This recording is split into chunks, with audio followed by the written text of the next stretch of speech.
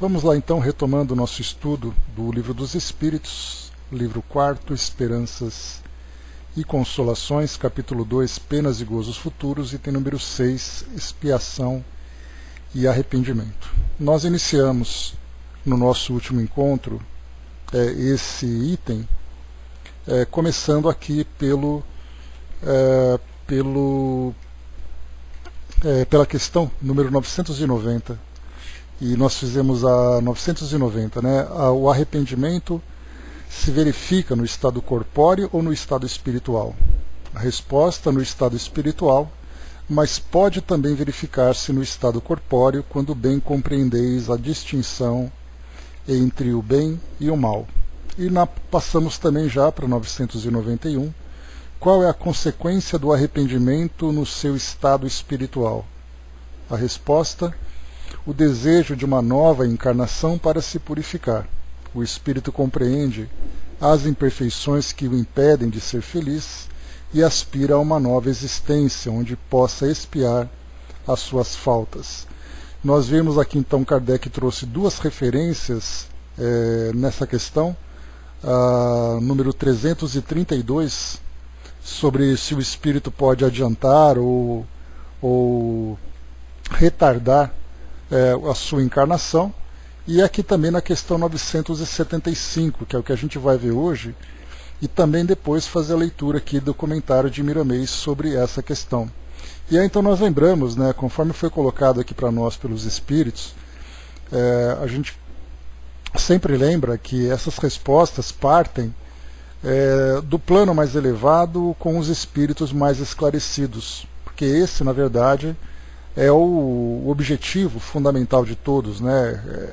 Esse entendimento, termos esse entendimento, né? Mas a gente lembra que existe ali, entre os dois extremos, né, entre aquele que não compreende e aquele que tem compreensão total, nós temos ali uma infinidade de variações de espíritos que nem sempre assimilam, ou assimilam, mas não têm coragem, não têm força, tem ali uma série de bloqueios, e isso vai então dificultando esse entendimento. Então, no arrependimento, no caso, para o estado espiritual, nós temos então aquele espírito que deseja se purificar, desde que ele tenha compreensão daquilo que ele fez, e desde que ele esteja devidamente preparado e equilibrado para fazer com que a encarnação dele seja proveitosa. Do contrário, a gente vai colocar um espírito completamente desequilibrado numa encarnação, e a tendência vai ser somente agravar a situação que ele vivencia.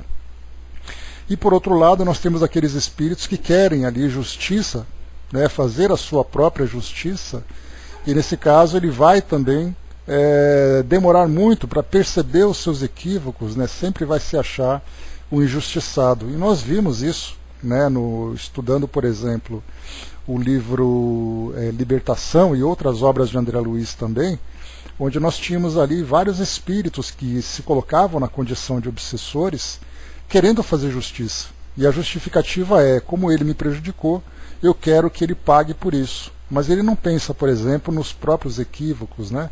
E aí então, com toda assistência, foi fazendo com que cada um tivesse ali uma compreensão melhor, e a partir dessa compreensão, eles começavam então a mudar as suas atitudes. Então por isso que a gente percebe, né, que nem sempre as coisas acontecem de uma forma tão simples como os espíritos colocam para nós, porque o entendimento realmente vem do alto. Essa é a nossa maior referência. Porém, a gente lembra que para alcançarmos esse grau de conscientização, depende ainda de uma jornada muito longa para muitos espíritos, né?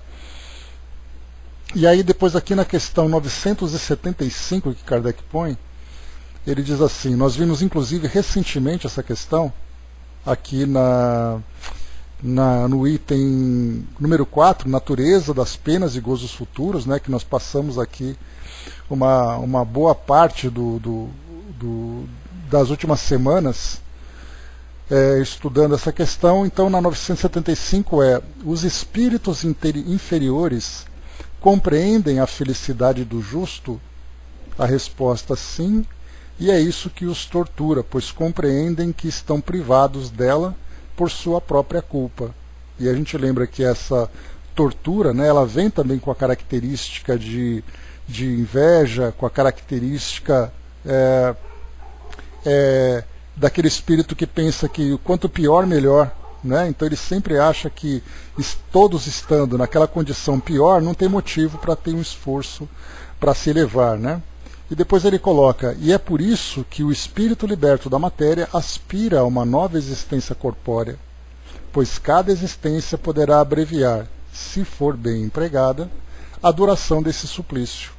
É então que ele escolhe as provas que poderão expiar as suas culpas, porque, ficais sabendo, o espírito sofre por todo o mal que fez ou do qual foi causador involuntário, por todo o bem que, tendo podido fazer e não fez, e por todo o mal que pode resultar do bem que deixou de fazer.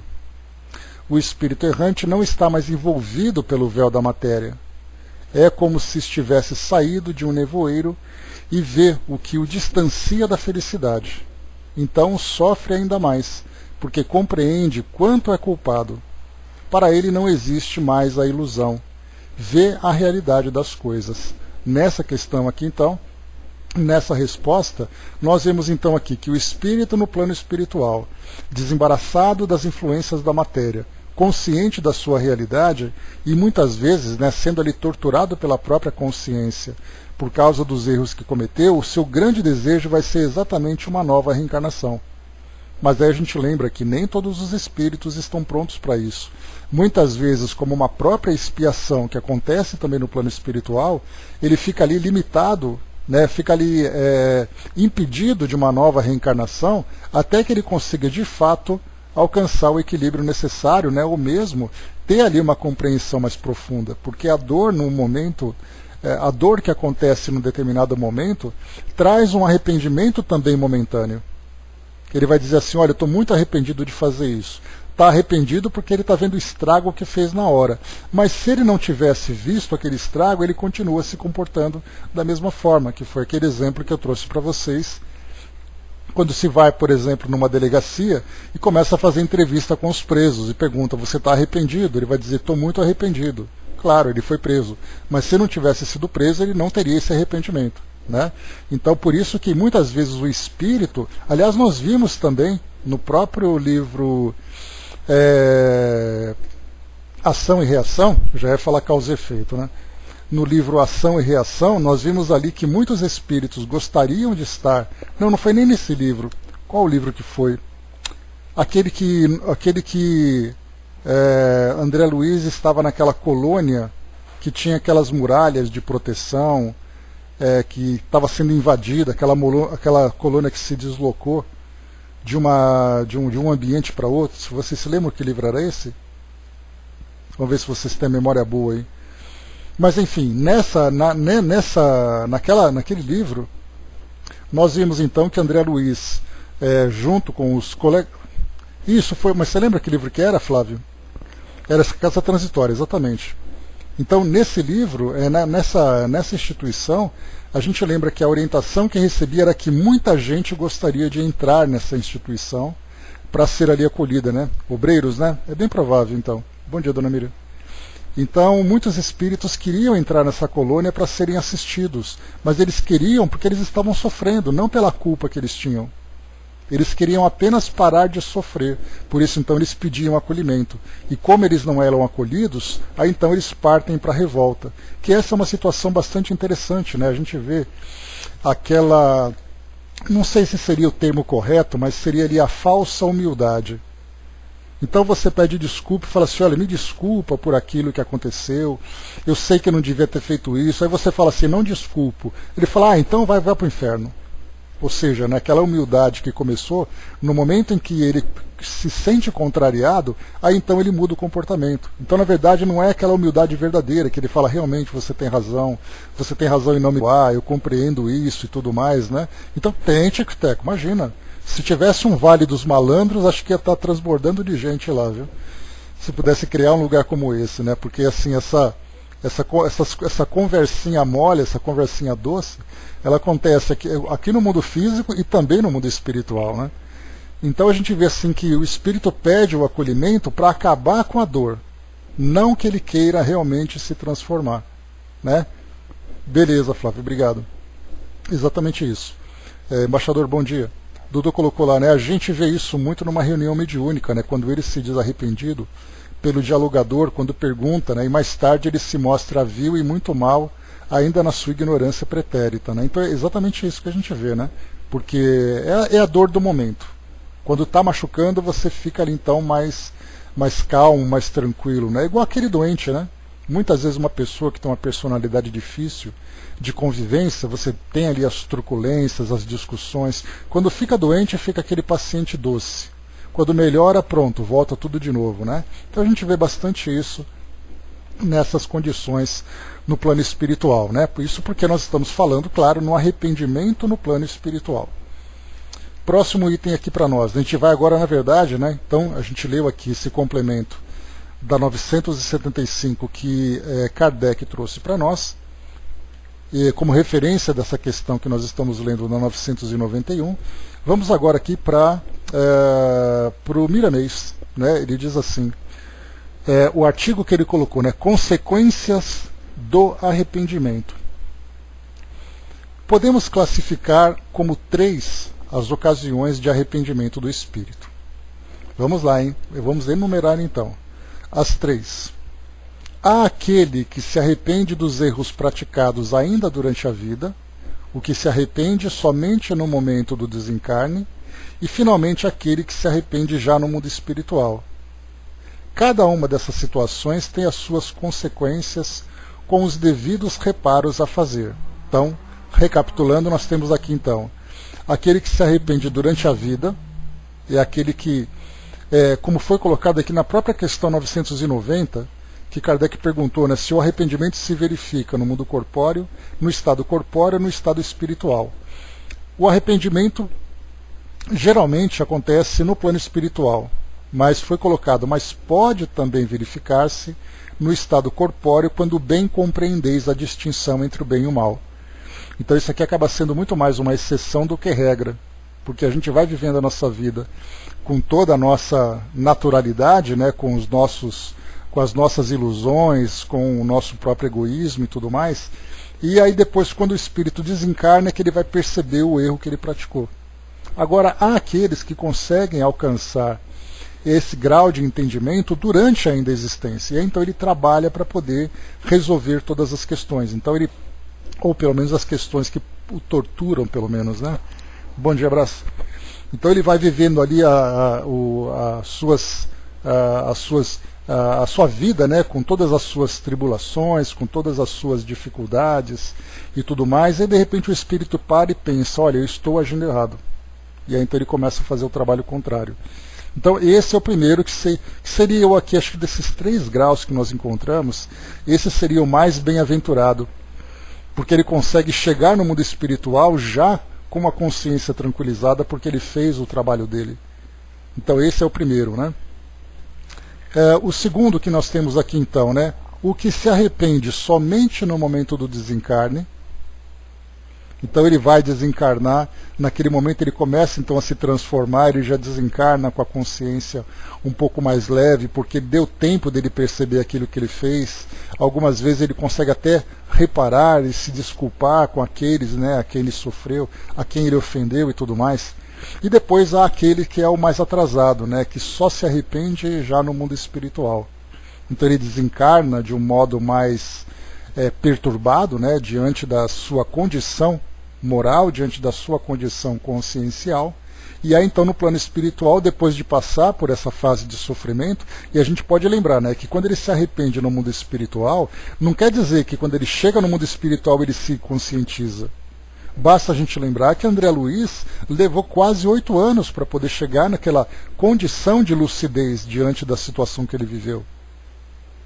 Então ele passou, né, tendo afinidade com aquela faixa vibratória, com aquela tortura mental que ele acabou sofrendo naquele período, né?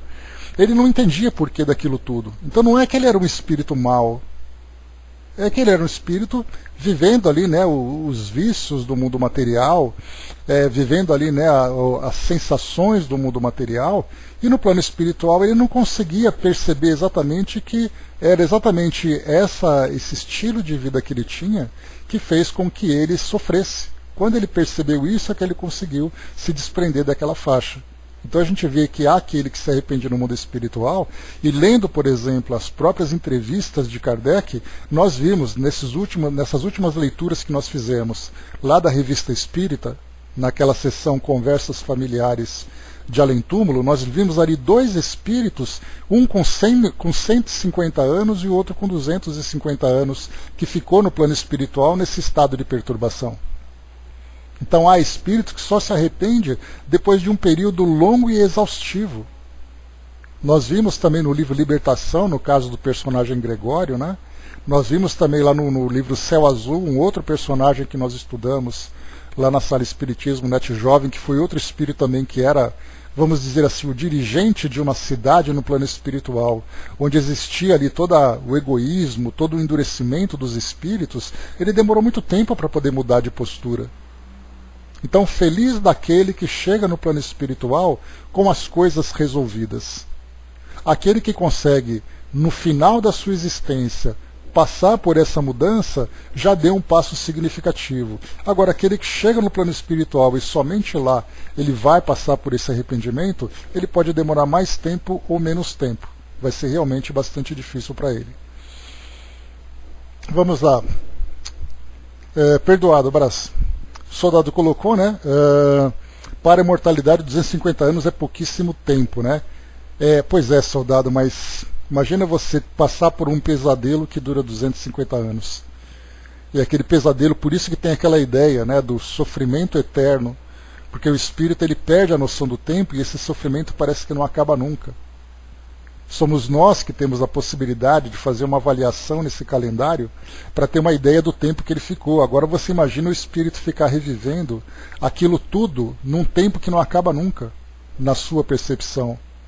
Porque exatamente no plano espiritual você perde a noção de tempo e espaço, e aquilo para você parece que dura para sempre. E somente depois, quando o espírito recupera a lucidez, quando ele faz uma análise do tempo que ele levou para chegar naquela condição de lucidez, aí é uma tortura maior ainda, porque ele então sofre pelo tempo que ele perdeu. Primeiro ele sofre pelo erro, depois ele sofre quando percebeu que perdeu esse tempo todo. Enquanto as pessoas que ele amava tomaram outro destino, tudo aquilo que ele acreditava que era realidade já ficou ultrapassado, então mexe completamente com o psiquismo daquele espírito, né? Sofrimento é o expurgo, né? Infelizmente é a dor que vem ali como a nossa melhor professora para chamar a nossa atenção, né? Mas feliz daquele que compreende essa lição. Também tem esse detalhe. Vamos lá, seguindo com o Miramês aqui ainda, ele diz ainda: muitos dos nossos irmãos encarnados que nascem na carne cheio de problemas e por vezes chegam até o túmulo envolvido neles, vencendo alguns e enfraquecendo outros, são espíritos arrependidos e que reparam as faltas cometidas. No entanto, delas tiram lições variadas na existência. O mundo espiritual não lhes fica distante, e os espíritos encarregados de protegê-los estão sempre inspirando-os em todos os seus passos, e o arrependimento sente essa presença de Deus pela sua qualidade de amar. Podes notar que os grandes sofredores são amáveis no trato com os que os cercam. É o polimento da alma, o magnetismo turvo que está descendo dos centros ou dos corpos espirituais para a terra e deixando em paz aquele que foi motivo de guerra. O mundo está passando, como já falamos alhures, por fases agressivas, mas haja o que houver, Jesus está no leme da vida planetária e não deixa sossobrar seu barco, que Deus lhe entregou por amor e para o amor. Precisamos aprender com o mestre dos mestres o sentido da sua missão junto aos que sofrem, aos ignorantes e aos pecadores. E aqui uma passagem do livro de Mateus, capítulo 9, versículo 13. Ide, porém, e aprendei o que significa misericórdia, quero, e não sacrifícios, pois não vim chamar justos, e sim os pecadores. Os justos já aprenderam as lições de amor em outras épocas, e não precisam mais de tal assistência, por terem despertado o Cristo nos corações. Os pecadores, no dizer do Mestre, são os mais necessitados de luz e de entendimento. Se sofres, eis que o Cristo te chama para o arrependimento, de maneira que abras o coração para que ele se apresente como comandante da tua vida, a te guiar para Deus em tua própria consciência. Se estás enfrentando duras consequências dos teus erros na vida, tem mais paciência, que tudo isso é breve. Reencarnações para que... deixa eu ver aqui... É breve.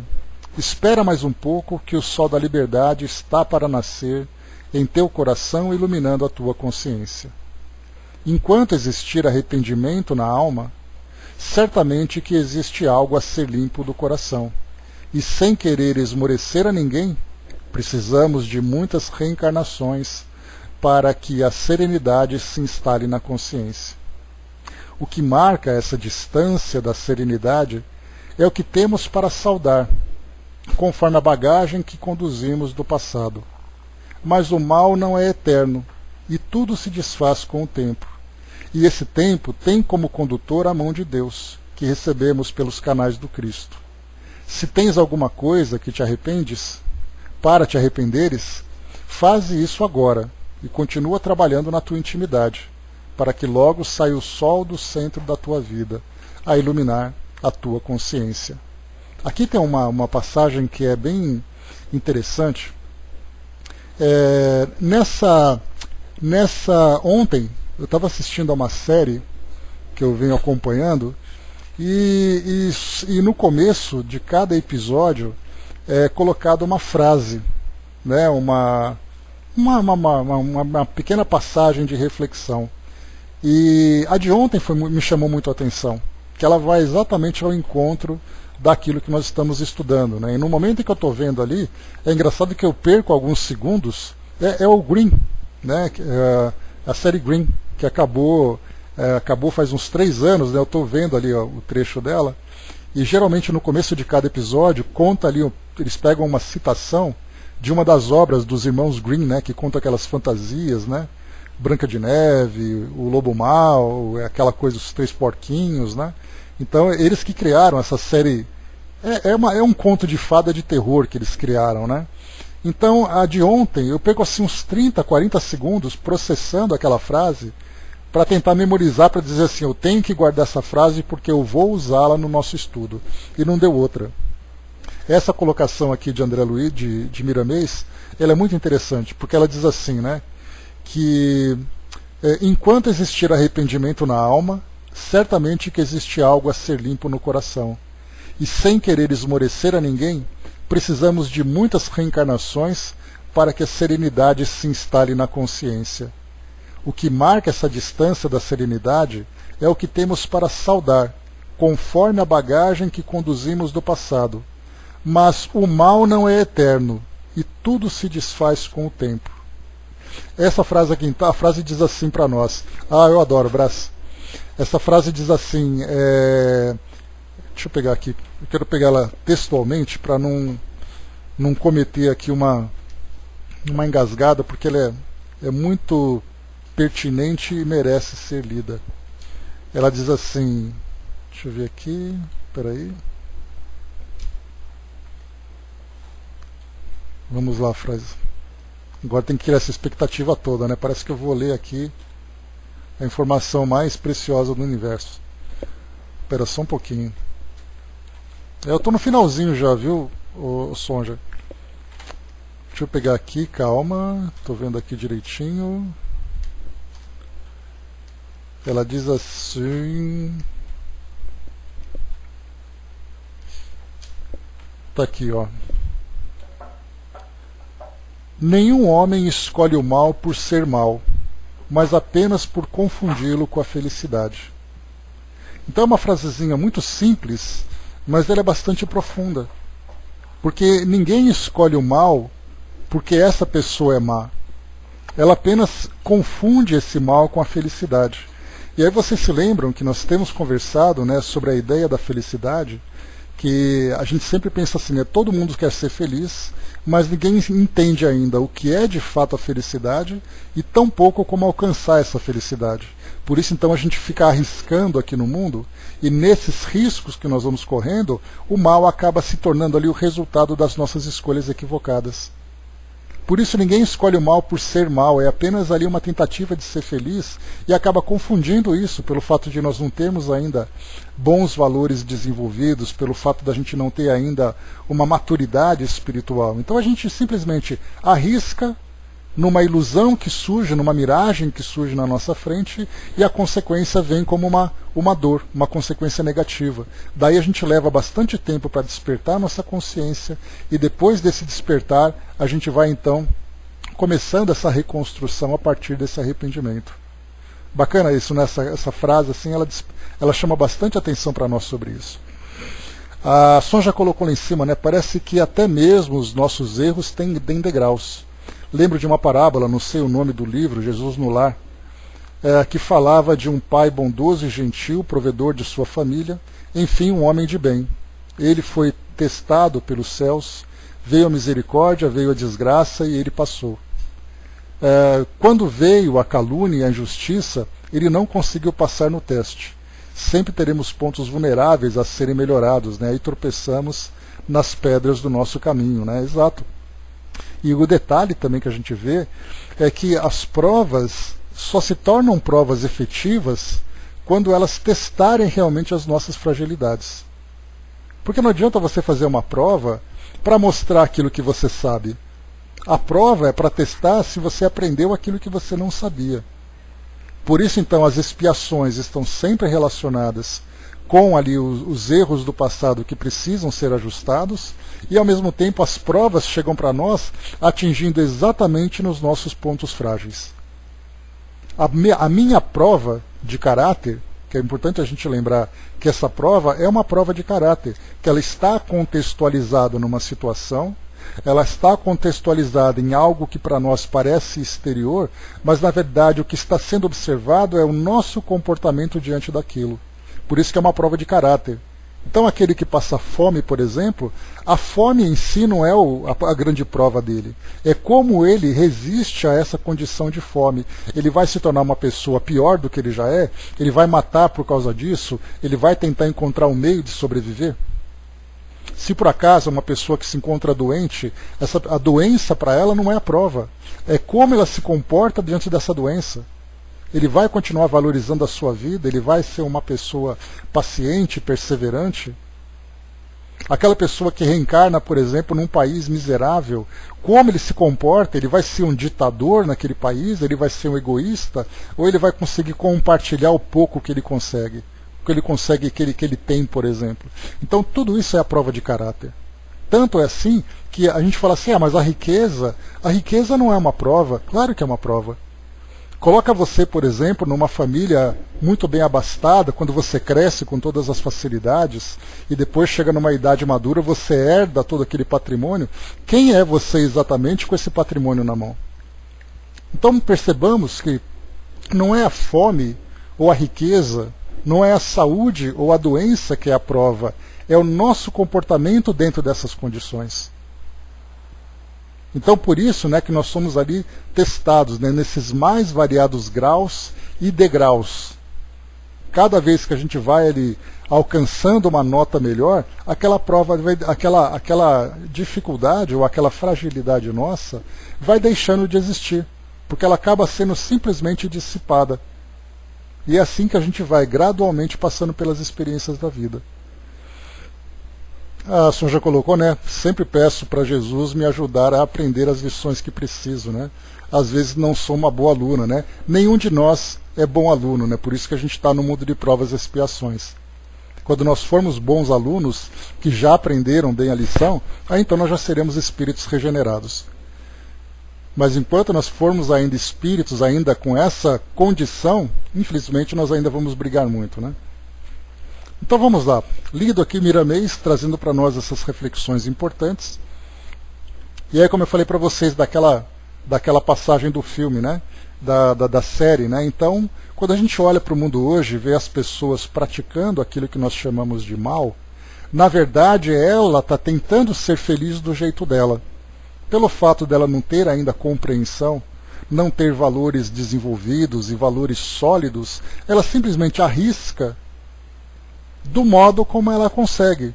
Só que, infelizmente, ela acaba criando para ela situações muito mais problemáticas do que realmente sendo feliz.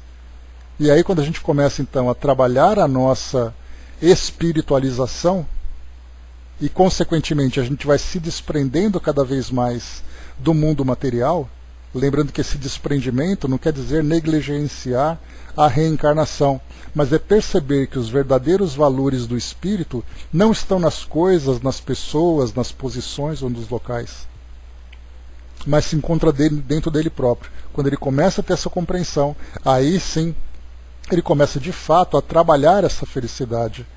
E cada vez mais, né, a gente vê que é uma relação inversa, né, inversamente proporcional. Quanto mais ele se espiritualiza, menos ele sofre. Quanto mais apegado ele está, menos feliz ele consegue ser. Próxima questão, vamos lá. 992. Kardec coloca para nós aqui. Se nós vimos aqui em cima, né? Então lembrando, né, 991, qual é a consequência do arrependimento no seu estado espiritual? Já vimos bastante sobre isso. Na 992, ele pergunta agora o contrário. Qual é a consequência do arrependimento no estado corpóreo? A resposta: adiantar-se ainda na vida presente, se houver tempo para a reparação das faltas. Quando a consciência reprova e mostra uma imperfeição, sempre se pode melhorar. Então, para isso, o espírito precisa não apenas estar consciente, mas ele desenvolver aquele sentimento de humildade com muito mais intensidade. Porque a gente lembra que é uma das grandes dificuldades que nós temos no nosso mundo hoje para resolver as questões dos nossos erros é o orgulho. Porque você vai se sentir rebaixado, você vai receber o não, você vai receber a crítica, e o nosso orgulho ele acaba não gostando de ser ferido. Então nós queremos ali pedir aquela desculpa, mas mantendo a nossa altivez, mantendo ali a nossa posição, né? Sim, ainda tem essa, né? A gente consegue ainda criar essa dificuldade, porque você está assim, olha, eu queria te pedir desculpa, não, mas eu não gostei do que você fez, então quer saber, fica aí. Aí ele continua do jeito que ele estava. Então, na verdade, nós temos ali, né, o orgulho nosso é muito mais difícil. Lembrando que quando a gente fala sobre o arrependimento, de um modo geral, o arrependimento sempre está relacionado com os nossos relacionamentos. Então sempre tem pessoas envolvidas e você precisa lidar dentro desse relacionamento com as críticas, com os apontamentos, até com o perdão, sem dúvida nenhuma. Porque para nós é muito mais fácil nós perdoarmos do que pedir perdão. Porque o perdoarmos para nós é como se nós estivéssemos assim, né, sentado no trono, colocando a mão na cabeça do pecador e dizendo, eu perdoo você. Agora, quando a gente se coloca de joelho diante dos outros e pede perdão, isso, o nosso orgulho, lá dentro ele fica, se estivesse preso dentro de uma jaula, ele estaria certamente ali chacoalhando as portas dessa jaula porque ele quer sair. Então, na verdade, aquele que consegue, na vida presente, trabalhar essa reparação das faltas, é aquele que de fato consegue já trabalhar o sentimento de humildade. Exato, Tico-Teco. E fala para o seu orgulho, né, para a sua personalidade orgulhosa, que você precisa assumir o erro. E não somente isso, porque você vai assumir o erro e se submeter também ao julgamento alheio. Porque aquele que julga vai dizer para você, olha, você fez isso comigo. E aí começa então a grande dificuldade. O Brás coloca, né? Deixa eu pegar aqui, Brás. Quando alcança certo nível, nunca se sente ofendido. É aquela passagem de Gandhi, né, soldado, o Brás. Gandhi, então, ele passou ali pela ofensa e perguntou para ele assim, mas eu queria que você me perdoasse, né? Ele falou, não, eu não vou te perdoar. Mas por que não? Porque eu não fui ofendido. Você não me ofendeu. Né? Então, essa condição é o futuro para todos nós. Né? Imaginemos um mundo em que todas as pessoas chegaram nesse nível. a expectativa que nós temos desse mundo de regeneração.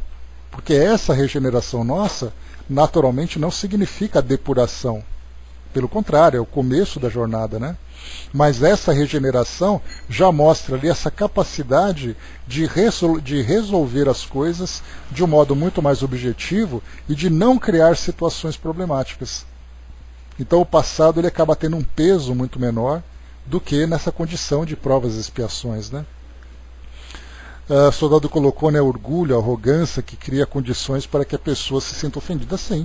Né? E aí a gente lembra sempre, né, como é colocado, como nós colocamos sempre nos nossos estudos, o egoísmo, o orgulho, a vaidade, né, tudo isso, todos eles são ingredientes divinos.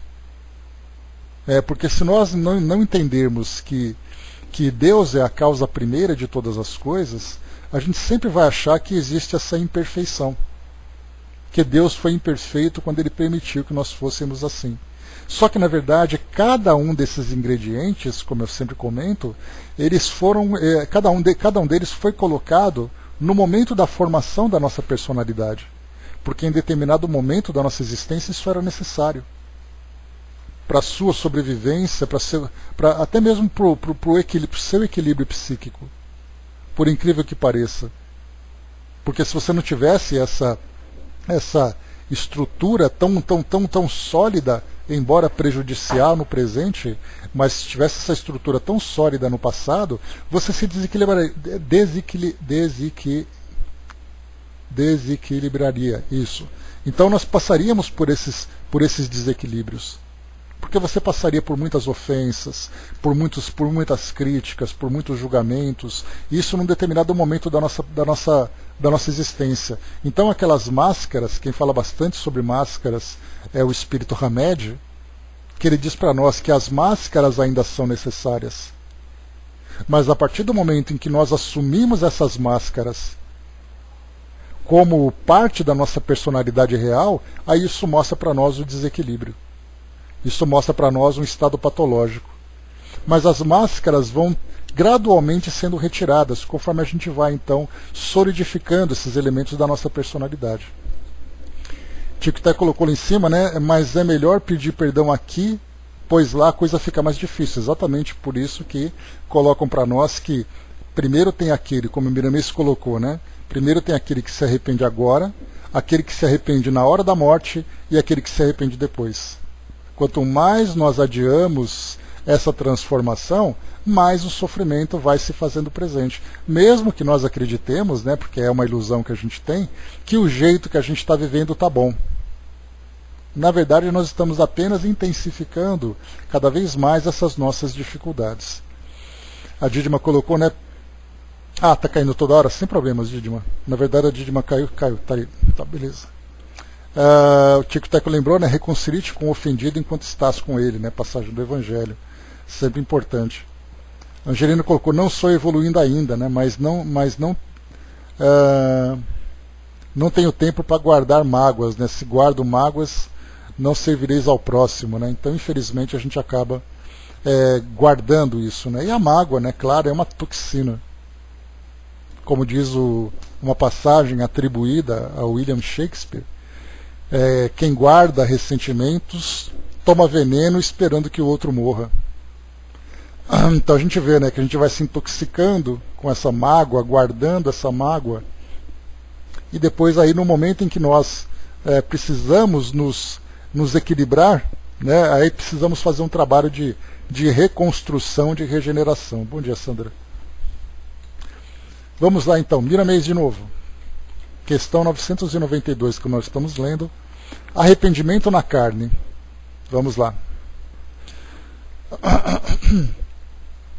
O arrependimento no estado corporal é a oportunidade que a alma está tendo para reformular sua vida. Esse ensejo no tocante ao porvir é de grande valia espiritual, quando a alma o aproveita e se esforça para melhorar no silêncio das suas atividades secretas. O pensamento é o meio de começar. Mesmo que estivermos endividados ante as leis naturais, o nosso dever é recomeçar. Se estás em dúvida, que com o que chega ao teu consciente sobre o arrependimento, não percas tempo. A consciência não erra.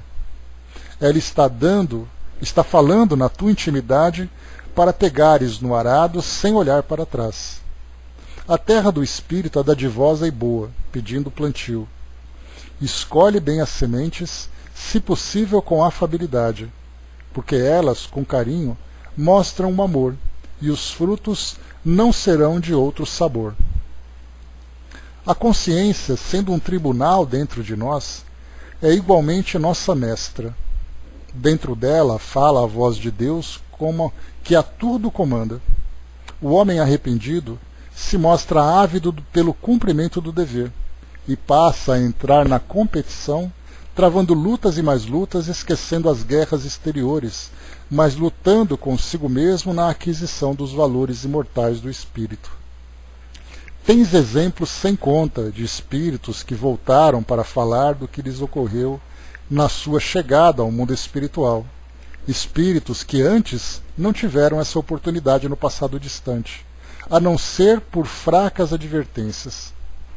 Eis aí as mensagens de todos os teores, dizendo aos homens que ninguém morre e essa oportunidade e que a vida continua, que devem aproveitar todos os ensejos para as mudanças de vida, sempre que seja com Jesus, pois o Mestre não desampara as suas ovelhas.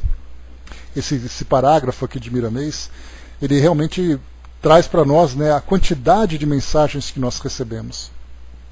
De todos os lugares, né? Mensagens aqui, mensagens nas casas espíritas, mensagens que são publicadas em livros, cada espírito contando a sua história, mostrando ali, né, toda a sua trajetória de reconstrução, de libertação do passado, de solidificação dos seus valores. Então, se no passado eram pequenas advertências, hoje eles trazem relatos, inclusive que se transformam em livros, né, como nós já estudamos, contando cada detalhe, cada passagem da sua existência. E isso para nós é uma referência que nós não podemos negar, porque se o espírito vive equivocadamente aqui no mundo físico, e ele chega no plano espiritual, levando essas dívidas e dúvidas também, a gente acompanha quanto tempo ele demora para resolver tudo isso. Então a gente acompanha a existência terrena, a desencarnação, o seu período na condição de espírito errante, e depois então ele volta para o mundo material para fazer trabalhar um novo planejamento, e assim ele fica vivendo, né, contando para nós cada uma dessas etapas. E para nós, né, é uma antecipação daquilo que nós mesmos estamos vivendo agora. Porque a gente lembra, né, que o grande sábio não é aquele que não aprende errando, não é aquele que só aprende errando, mas é aquele que aprende com os erros dos outros. Diz para nós aquela passagem, né? Então, quando nós estudamos essas obras e não lemos como entretenimento e nem ficamos preocupados também com pequenos detalhes doutrinários, né, que tem nessas obras, mas a gente consegue absorver a essência de tudo. Porque por maiores que sejam as tramas que os espíritos contam para nós das suas experiências pessoais, na verdade nós temos que entender como tudo começou e como tudo terminou. O caminho que ele percorreu para poder passar por tudo isso é o nosso grande exemplo. E ele continua: não existem erros na natureza divina. Tudo que pode acontecer aos homens é para o seu próprio bem. As lições são variáveis, como são as necessidades. E o Senhor atende a todos com o mesmo amor. Somos todos como figueiras, por vezes sem água e os adubos que nos fazem crescer e prosperar. Não porque não temos meios de viver, mas por nossa inércia. Devemos cuidar de nós mesmos para não secarmos diante da vida, que é abundante em todos os quadrantes. Vendo isso, os discípulos admiraram-se e exclamaram: como secou depressa a figueira! Passagem do livro de Mateus, né? Estamos encarnados e fora da carne, passando por curvas que nos levam a pensar. E se não aproveitamos a oportunidade, passaremos a secar, por não estarmos ligados ao tronco da vida. Essa figura que Miramês traz para nós, da figueira que seca, se nós pudermos olhar para o mundo com mais detalhes, nós veremos quantas figueiras secaram ou estão secando, simplesmente porque se distanciaram dessa árvore da vida. Ou seja, desse tronco da vida. Ou seja, eles não se deram conta ainda da importância deles existirem, de estarem existindo aqui no mundo e de estarem trabalhando nas condições em que eles foram colocados. Eles vivem dentro de um automatismo que acabam não absorvendo nada. Então eles vão secando, definhando cada vez mais, até que chegando no mundo espiritual vão passar de novo por aquilo que nós conversamos, aquele longo processo de reabilitação, que é fazer com que o espírito desperte a sua consciência, que é fazer com que ele compreenda o tempo que ele perdeu e se coloque depois à disposição para poder fazer esse trabalho de novo. E cada espírito vai ter o seu tempo. Alguns espíritos demoram ali poucos meses para cair em si, outros espíritos anos, décadas e até séculos. E quiçá milênios também. Esses espíritos nós compreendemos pouco, mas esse pouco que nós vimos, desses personagens, esses grandes espíritos que são colocados, ou melhor, esses espíritos que são colocados como grandes governantes desses mundos inferiores, são espíritos que estão há séculos e séculos e séculos nessa condição. Então, na verdade, enquanto nós formos aquelas figueiras com folhas bem verdinhas, e produzindo frutos, significa que nós estamos cada vez mais conectados com esse tronco da vida. Então nós não podemos nos distanciar dele. E não é uma aproximação, uma aproximação ilusória, porque o espírito muitas vezes ele se ilude.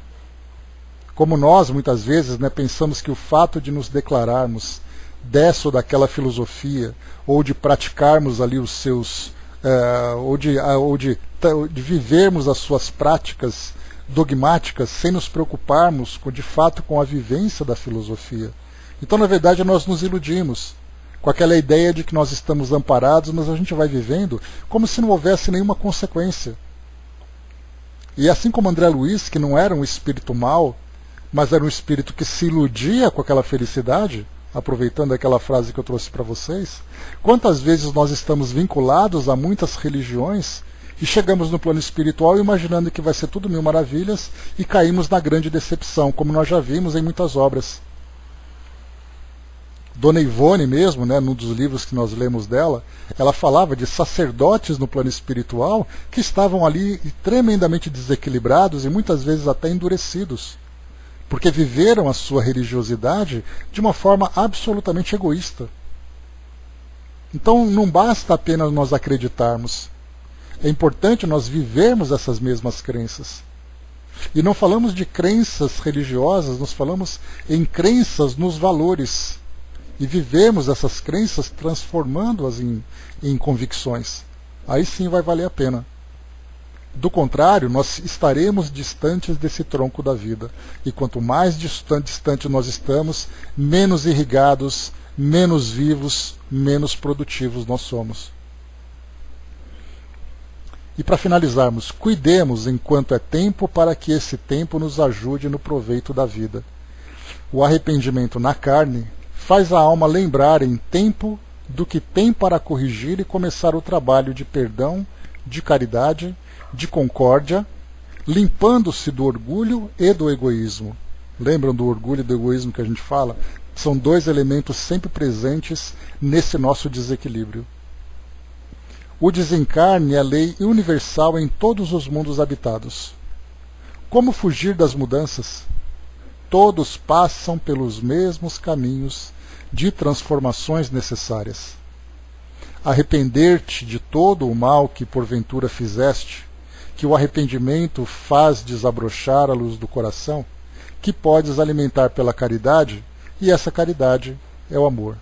Arrepende-te de todo o mal que porventura fizeste, que o arrependimento faz desabrochar a luz do coração, que podes alimentar pela caridade, e essa caridade é o amor.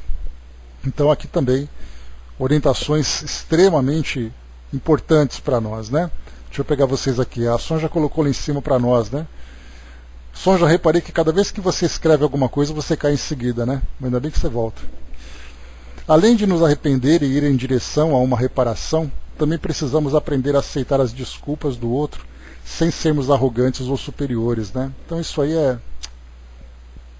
eu me lembro até, quando a gente fala sobre essa questão da arrogância diante do perdão, de um trecho do filme A Lista de Schindler.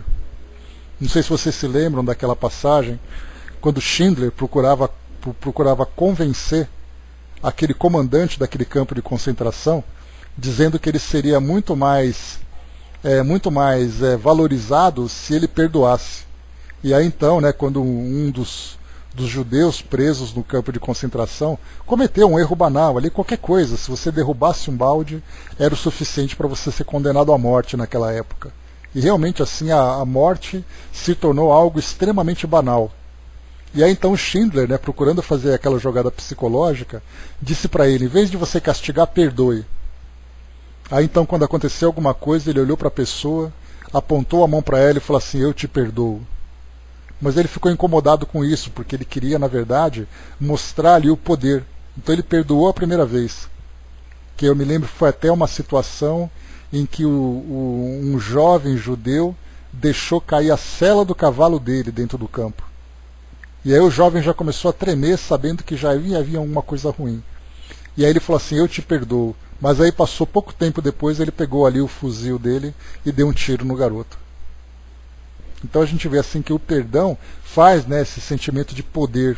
E na verdade o perdão ele é algo tão sincero, ele é algo que tem que ser tão profundo, que nós ainda acreditamos, né, que a desculpa, basta você desculpar e está tudo resolvido.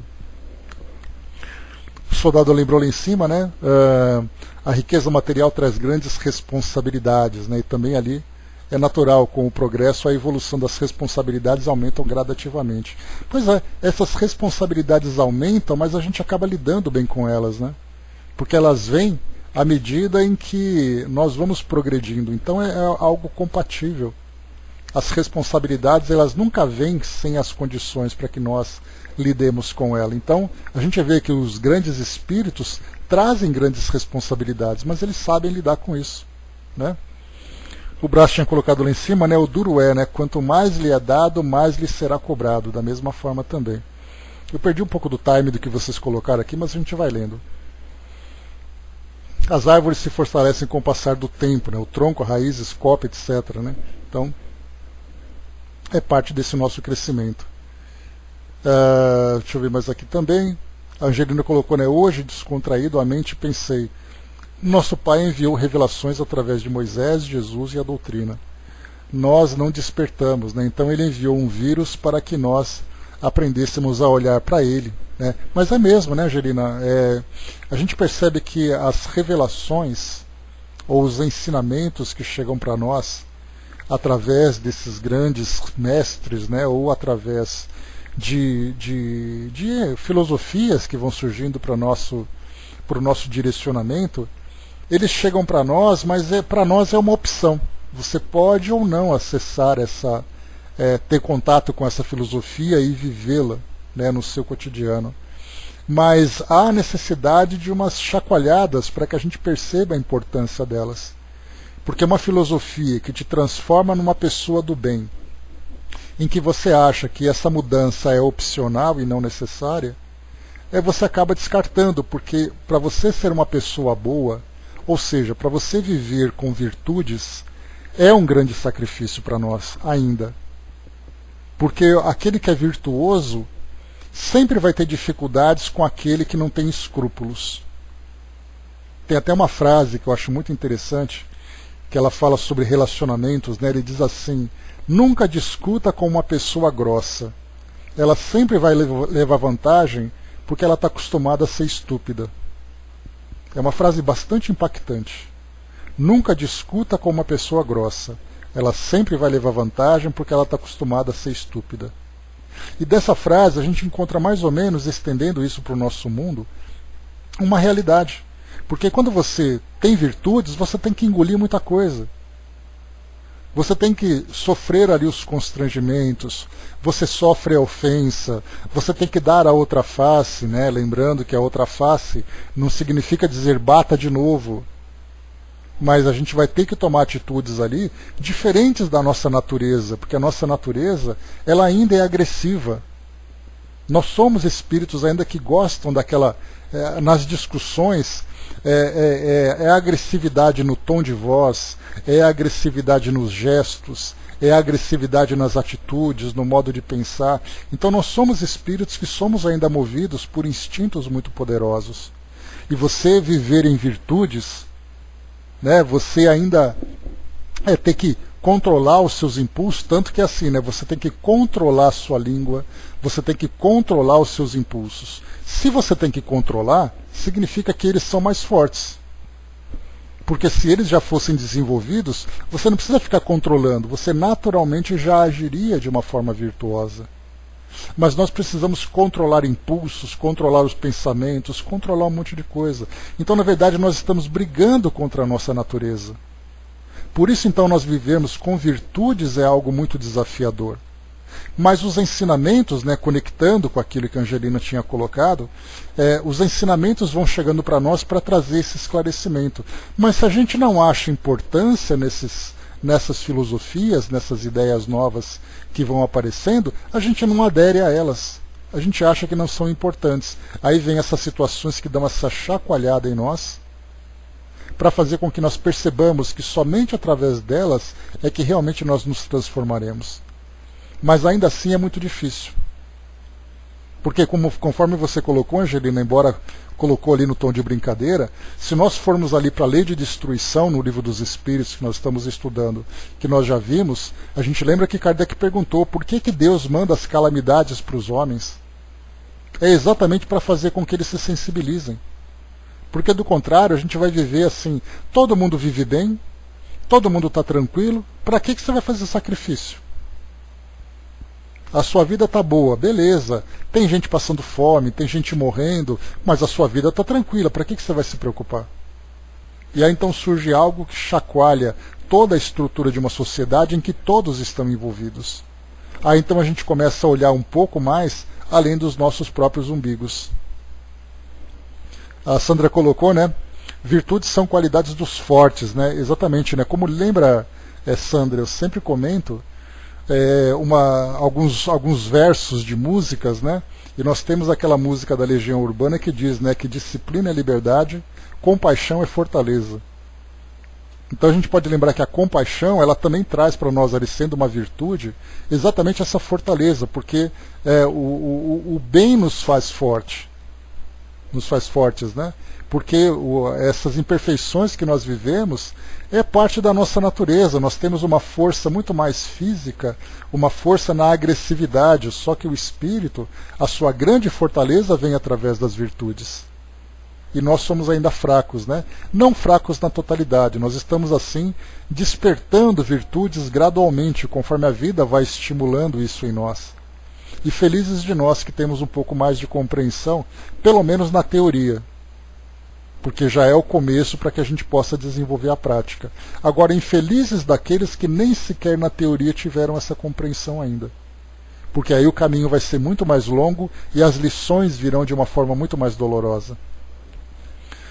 A Angelina colocou, né, quantas vezes por participarmos da doutrina, né, quantas vezes temos que contar até 1000, né? Sim, como diz Jesus, né, aproveitando, fazendo ali uma parafraseando Jesus, né, não é contar até 7, né, contar até 70 vezes 7. Então não é contar até 1000. Então contemos até 70 vezes 1000, né? Porque aí nós temos aquele outro provérbio, né, uma pedra atirada, né, uma pedra lançada, uma flecha atirada e uma palavra dita não tem volta. Então é importante que a gente consiga ter esse autocontrole logo que o pensamento surge. Porque se você pensou em algo agressivo, muitas vezes isso acontece de uma forma tão rápida que quando você percebe você já disse ou você já fez. E quando nós assumimos esse autocontrole, nós controlamos o nosso modo de pensar. Então a gente conta até 1000 Porque o pensamento começa a ser produzido. Depois que ele foi produzido, você pode até não dizer, mas ele já se instalou dentro de você. E isso é um grande drama para nós. O soldado colocou, né, os benefícios têm que ser conquistados, né, então. E para nós, né, os benefícios do espírito são os benefícios que para nós ainda são muito... A impressão que nós temos é que são espíritos ainda muito distantes, são princípios ainda muito distantes para nós. Esses benefícios, né? Então, como não faz parte do nosso cotidiano, assim nós entendemos, então é algo que a gente não precisa se esforçar tanto. Mas é exatamente aqui, como nós estamos estudando nessa questão, que diz para nós que o espírito que consegue ter uma maior vantagem é aquele que desde já consegue se arrepender. Então também, desde já, é aquele espírito que consegue desenvolver suas virtudes, desde já é aquele espírito que consegue ser conciliador, desde já é o espírito que consegue disseminar o bem. Aquele que deixa para depois, né, tudo aquilo que nós adiamos é sempre um retardamento desse processo de crescimento. Ele vai acontecer. Mas se nós queremos viver todas essas dificuldades para depois consertar no futuro para começar de novo, nós perderemos tanto tempo que é somente através da dor é que a gente vai perceber. Cada um de nós pode iluminar e lançar sementes para elevar. Né? Elevando, a gente também se eleva. E esse é o ponto importante. Próxima questão, para a gente poder aqui seguir para o nosso final.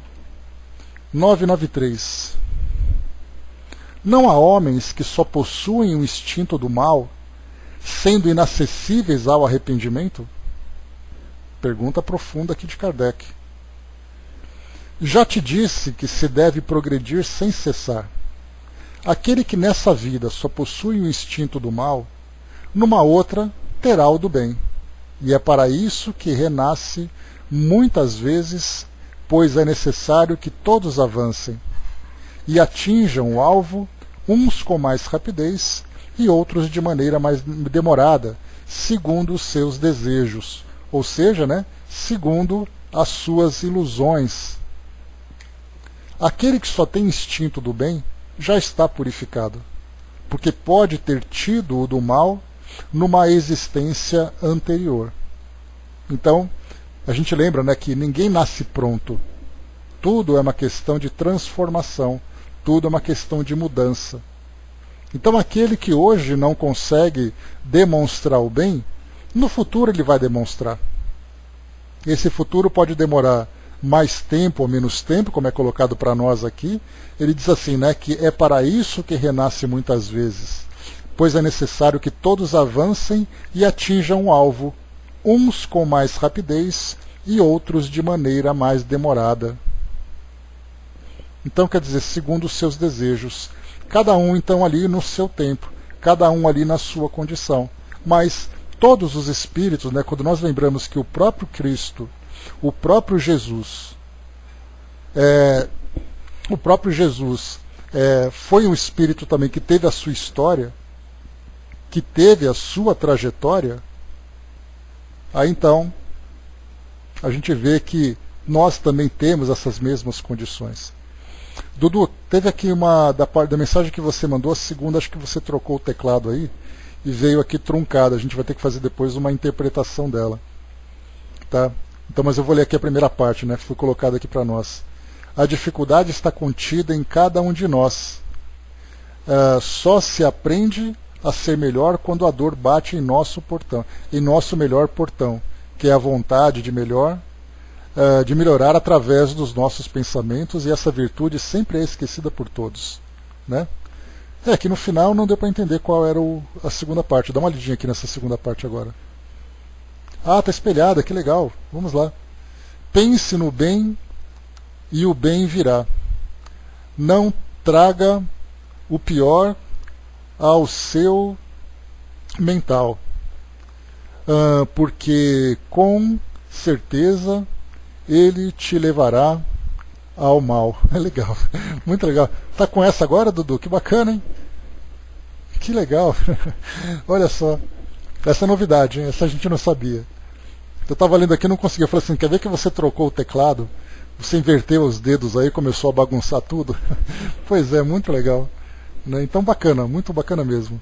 Então aqui, ó, pense no bem e o bem virá. Não traga o pior ao seu mental, porque com certeza ele te levará ao mal. Então tá ali, ó, essa fica então gravada para nós, essa mensagem, né? Não, não pede não, continua. Foi muito legal. Eu que não estava percebendo aqui. Muito bacana mesmo. Isso mostra para nós, né, o carinho e a criatividade dos espíritos para falar com a gente, né? Muito obrigado pela participação. Então é isso, pessoal, né? A gente vai guardando, né, aos poucos, como a gente viu. O próprio Miramês comentou sobre isso. Falando para nós que se no passado eram pequenas mensagens que vinham para nós, pequenas dicas e pequenas orientações, hoje nós temos um canal com o plano espiritual em que nós não temos mais como dizer que não sabíamos. Nós não temos como dizer que nós somos pegos de surpresa. Né? Nós que estudamos com frequência, nós que temos sempre contato com esses ensinamentos, para nós não é mais uma ilusão. Ontem mesmo eu conversava com algumas amigas, né, sobre o trabalho que nós fazemos de muitas vezes conversar com uma pessoa que passa por um sofrimento, e às vezes a gente fica com constrangimento de falar assim sobre religião. E às vezes você vai dizer assim, olha, é que eu sou espírita e nós aprendemos de tal coisa, né? Então a gente condiciona essa realidade que nós estamos aprendendo com o fato de nós espíritas. Mas independente de nós sermos espíritas, a realidade continua sendo essa. Então a gente falava sobre uma pessoa que perdeu um ente querido. E aí você vai dizer assim, olha, é que eu sou espírita e nós acreditamos na vida depois da morte. E eu comentei com ela assim, você não precisa dizer que é espírita e nem que acredita, você tem que dizer que a vida existe depois da morte. Você pode acreditar ou não acreditar, mas é uma questão de crença pessoal. É como se eu dissesse para vocês, eu acredito que amanhã o sol vai nascer. E se eu disser que eu não acredito que o sol vai nascer, isso vai mudar a realidade da mecânica do universo? Não vai. Então aquilo que nós aprendemos aqui com a doutrina, ela não se condiciona ao fato de nós sermos espíritas. O fato que nós temos é que isso é uma realidade. Nós sabemos que o modo como nós vivemos hoje vai ser exatamente, vai trazer para nós a consequência na vida futura. Nós sabemos que o passado que nós vivemos está determinando as condições que nós estamos vivendo hoje, somadas às escolhas que nós fazemos. Nós sabemos que nós somos espíritos imortais que estamos evoluindo, e aí então tudo aquilo que nós fizermos contrário a essa convicção, nós estamos enganando a nós mesmos. Porque esse canal aberto em que os espíritos falam para nós, né, com as nossas experiências pessoais aqui no nosso grupo, eles falam de frente para trás, de trás para frente, só falta desenhar, Dudu, porque o resto veio. Então, quer dizer, de todas as formas, os espíritos estão aqui entre nós aqui no mundo físico, para nós espíritas em especial, porque eles falam de modo muito mais claro, mas para todas as escolas filosóficas e espiritualistas, os espíritos falam através das mensagens que são contidas nos livros sagrados, falam através das intuições, que principalmente aqueles que são os propagadores dessa mensagem dizem para eles. Ninguém pode dizer que não sabia, e nós então temos uma responsabilidade muito maior. Que, como o Braz lembrou, né, a quem muito foi dado, muito será cobrado. Nós vamos chegar do outro lado com um crachazinho de espírita. Ninguém vai dizer para nós, seja bem-vindo. O pessoal fala assim, passa no caixa para acertar suas contas. Porque aquela coisa assim, você chegou agora, vamos lá para a nossa sala de ambientação, de acolhimento. Não, não. Você era espírita? Passa ali no caixa. O contador está te esperando. E quando a gente sentar lá, vai ter um espelho para mostrar o contador que vai ser nossa própria consciência. Porque nós não poderíamos dizer que nós não sabíamos, nós sabemos.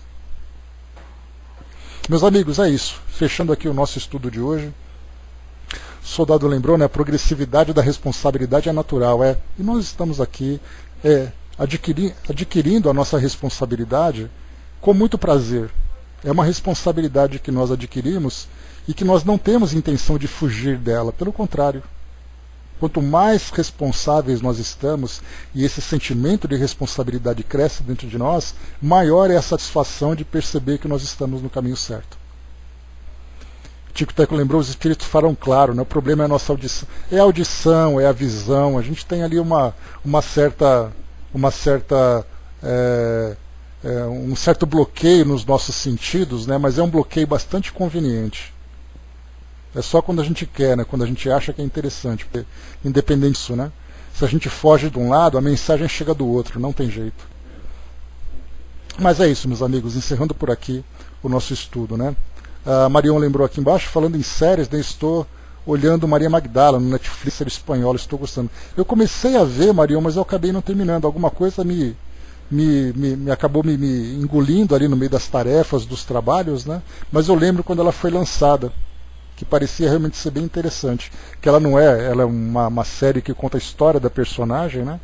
E digamos assim, seria uma série espiritualista, né? Bem bacana. Mas fica aí a referência. Vou ver se eu me lembro de pegar de volta ali o fio da meada e continuar depois assistindo. Muito legal, obrigado. Mas é isso, meus amigos. Encerrando por aqui o nosso encontro de hoje. Nós paramos então aqui na questão 993. Temos aqui a mensagem de Miramês também que fala sobre isso. Deixa eu ver aqui, instinto do mal. A gente lê então no nosso próximo encontro, só para complementar essa 993, e depois a gente segue por aqui com outras, né, com outras questões importantes aqui, falando para nós sobre essa questão do arrependimento. Então tem bastante coisa para a gente ver. Nós estamos na